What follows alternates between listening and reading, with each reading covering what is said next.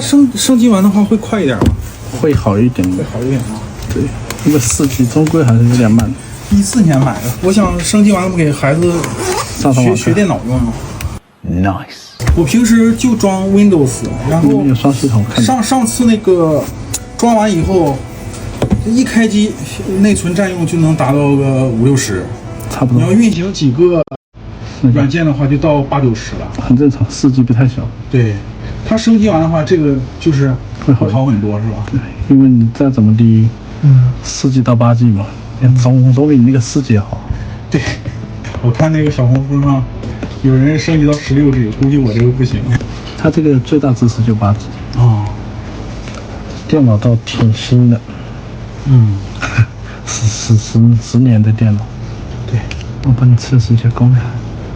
电池还有87%，还可以。平时我都是接电源用的。不是，你接电源用10年，它还有87%，很一般。14年的4G 里。关闭。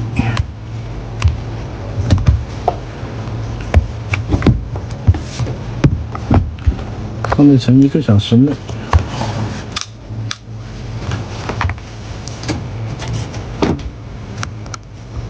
内包挺干净，灰比较少啊。这种灰一般都很少，但你这个时候非常少。只打开过一次，有一次是开机进不了系统，然后后来来个师傅帮我把硬盘拆下来又装上一下就好了，估计也是卡 bug 时间长。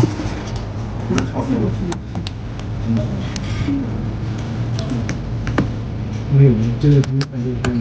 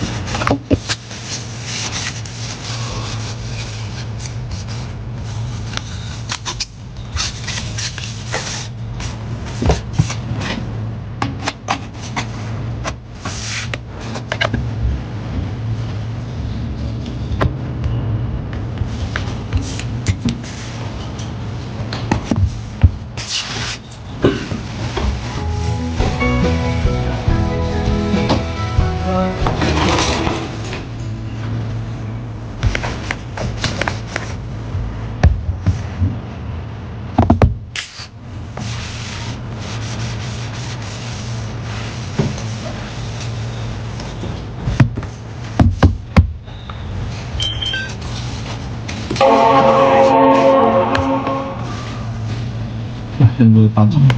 哦，左边是一样的，不用